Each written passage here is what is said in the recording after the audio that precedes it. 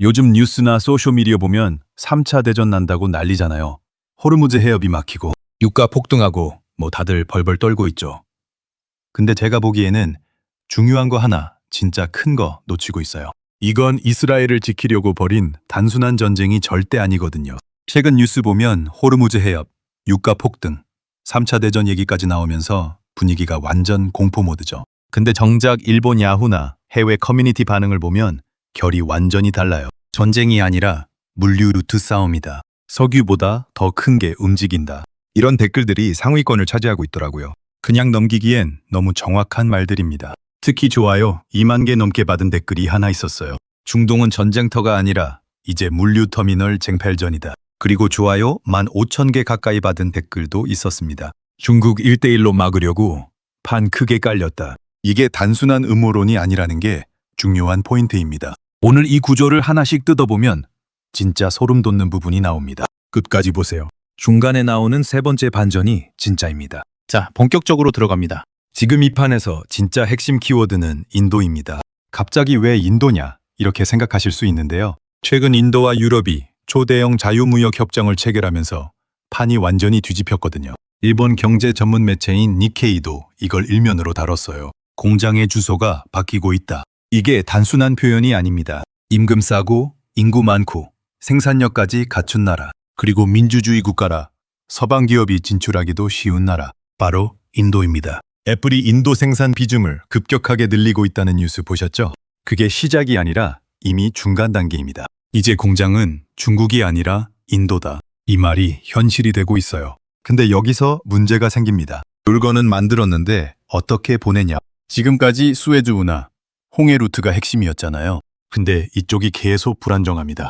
후티 반군 공격, 해상 봉쇄, 보험료 폭등. 일본 야후 댓글에서도 이런 말이 꽤 나왔어요. 물류 리스크 때문에 기업들이 못 움직인다. 보험료만 3배 올랐는데 누가 이 루트 쓰겠나? 이게 그냥 분위기 얘기가 아니에요. 실제로 해상 운임이 폭등하면서 유럽으로 수출하는 기업들이 직격탄을 맞고 있습니다. 한국 수출 기업들도 예외가 아니죠. 그래서 등장한 게 있습니다. IMEC입니다. 인도, 중동, 유럽 경제회랑. 이걸 모르면 지금 국제뉴스의 절반을 모르는 겁니다. 쉽게 설명하면 이렇습니다. 인도에서 만든 물건을 배로 중동까지 보내고 사막을 철도로 가로질러서 이스라엘 항구로 보내고 거기서 바로 유럽으로 꽂는 구조입니다. 중국 안 거치고 직통으로 간다. 이게 완성되면 무슨 의미냐? China Passing, 완성이다. 일본 커뮤니티에서 이 단어가 나왔을 때 댓글 반응이 폭발했어요. 이걸 미국이 판짠 거라면 진짜 무섭다. 중국은 이미 알고 있을 텐데 가만히 있겠나. 이런 댓글들이 수천 개씩 쏟아졌습니다. 그럼 여기서 첫 번째 반전이 나옵니다. 이 프로젝트의 가장 큰 장애물이 바로 이란이라는 점입니다. 이란은 중국과 강하게 묶여 있습니다. 2021년에 이란과 중국이 체결한 25년 협력 협약. 기억하시는 분 있나요? 규모만 4천억 달러입니다. 그리고 후티 반군을 배후에서 지원하는 세력도 이란이죠.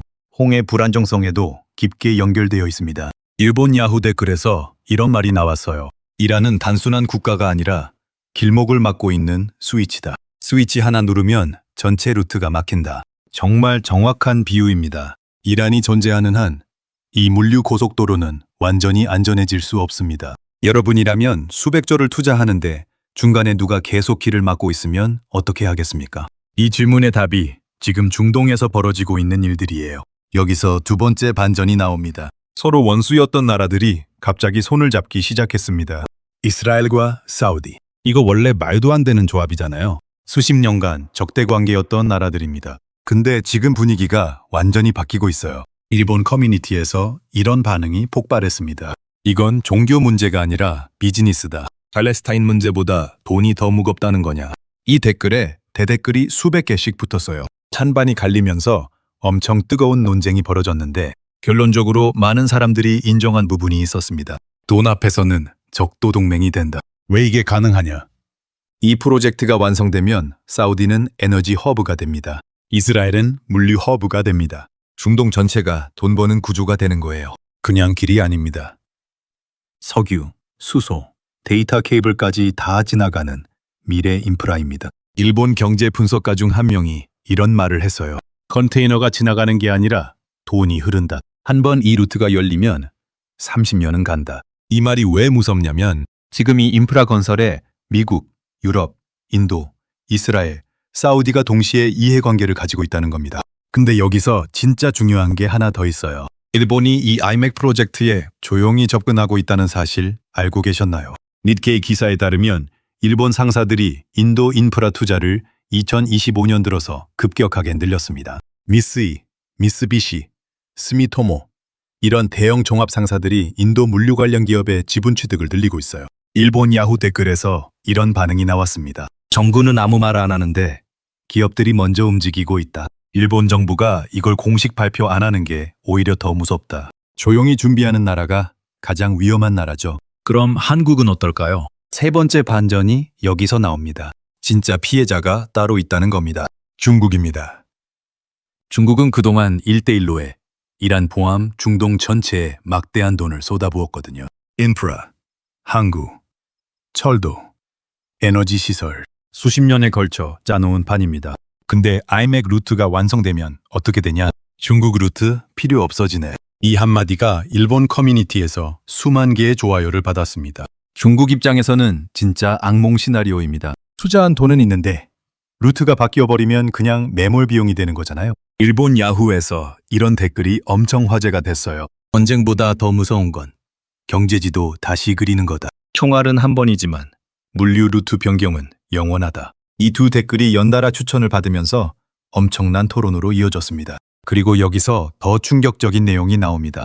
최근 중국 내부에서 흘러나오는 분석 보고서에 따르면 중국 전문가들 사이에서 아이맥을 가리켜 이런 표현을 쓰고 있습니다. 범죄 포위망이다. 미국이 군사 포위 대신 물류 포위로 전략을 바꿨다. 이게 얼마나 심각하냐면 중국 관영 매체들이 IMC 관련 보도를 의도적으로 줄이고 있다는 분석이 나올 정도입니다. 불편한 이야기는 조용히 묻는 거죠. 이쯤에서 여러분한테 직접적인 질문 하나 드릴게요. 지금까지 설명한 이 거대한 판에서 한국은 어디에 있을까요? 솔직히 말할게요. 지금 한국 위치가 꽤 애매합니다. 지금까지 한국 수출 구조가 어떻게 됐냐면 중국에서 중간재 받아서 조립하고 유럽에 파는 구조였잖아요. 또는 한국이 직접 만들어서 유럽으로 보내는 구조. 근데 인도 직통 루트가 열리면 이 질문이 나오기 시작합니다. 굳이 한국 거쳐야 하나? 일본 커뮤니티에서 한국 관련 댓글이 나왔는데 꽤 냉정했습니다. 한국은 지리적으로 이 루트에서 벗어나 있다. 인도가 직접 유럽이랑 연결되면 동아시아 경유지 필요성이 줄어든다. 이게 나쁜 뉴스냐고요? 꼭 그렇지는 않아요. 기회가 있습니다. 하지만 지금 당장 움직여야 한다는 게 핵심입니다. 한국 기업들이 이미 움직이고 있어요. 삼성은 인도 생산 시설을 빠르게 확대하고 있습니다. 현대차는 인도에서 현지 생산, 현지 판매 비중을 늘리면서 동시에 수출 거점으로 키우고 있죠. LG도 인도 가전시장에서 점유율 1위를 굳히면서 생산 기지로서의 역할을 강화하고 있습니다. 이게 단순히 인도 시장 공략이 아니에요. 미래 물류망에 올라타는 거다. 일본 야후에서도 한국 대기업들의 인도 행보에 대해 이런 댓글이 달렸습니다. 한국 기업들은 빠르다. 이미 포지셔닝하고 있다. 삼성 인도 공장은 단순 공장이 아니라 미래 허브다. 이 댓글들이 오히려 일본 네티즌들 사이에서 자국 기업들에 대한 불만으로 이어지기도 했어요. 일본 기업들은 왜 이렇게 느리냐? 정부 눈치 보다가 또 기회 놓친다. 이런 자조적인 댓글이 많이 달렸습니다. 그리고 여기서 한 가지 더 짚고 넘어가야 합니다. 한국이 놓치면 안 되는 타이밍이 딱 지금이에요. 아이맥 프로젝트는 아직 완성된 게 아닙니다. 현재 진행 중이에요. 이스라엘 구간이 지정학적 이유로 계속 지연되고 있고 사우디 구간도 협상이 계속 진행 중입니다. 이 불확실성 구간이 사실 한국한테는 기회 구간입니다. 판이 완전히 굳기 전에 들어가야 한다는 거죠. 일본 경제 전문가가 이런 말을 했습니다. 인프라 투자는 완성된 다음에 들어가면 이미 늦다. 지금 어수선할 때 자리 잡는 나라가 30년을 먹는다. 이 말이 왜 중요하냐면 1970년대 중동 건설 붐 때 한국 기업들이 제일 먼저 뛰어들어서 대형 건설사들이 성장했잖아요. 그 역사가 지금 반복될 수 있다는 겁니다. 물론 지금은 그때랑 다릅니다. 단순 건설이 아니라 데이터, 에너지, 물류 기술이 핵심이에요. 한국이 가진 IT 인프라 역량, 반도체 기술, 스마트 물류 시스템, 이게 다 필요한 무대입니다. 일본에서 이런 시각이 나왔어요. 한국은 이번 판에서 하드웨어보다 소프트웨어로 접근해야 한다. 단순 제조기지 역할을 인도에 넘기고 기술 파트너로 들어가야 한다. 꽤 냉철한 분석이죠. 자, 이제 전체 그림을 정리해 볼게요. 지금 벌어지는 중동 긴장.